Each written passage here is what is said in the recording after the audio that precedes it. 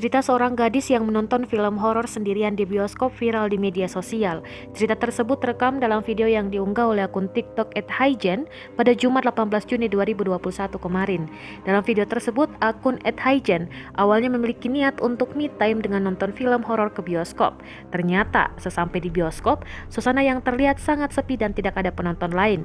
Ia pun memesan tiket film horor di salah satu bioskop di Bogor, Jawa Barat pada pukul 14 lewat 45 menit waktu Indonesia Barat. Lantaran sepi, ia sempat bingung dan merasa takut jika harus menonton film horor sendirian di bioskop.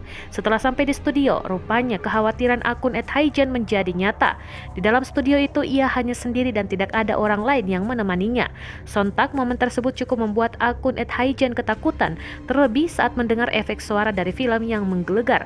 Alhasil, video yang menampilkan pengalaman menonton film horor sendirian pun viral di media sosial hingga ditonton 1,5 juta orang.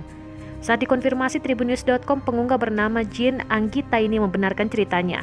Jin menuturkan kejadian yang ada dalam video itu terjadi pada Selasa, 20 April 2021 lalu, tepatnya saat bulan Ramadan. Kala itu, Jin yang sedang libur bekerja memang ingin menghabiskan waktu sendirian dengan menonton bioskop di Cibinong City Mall, Bogor, Jawa Barat.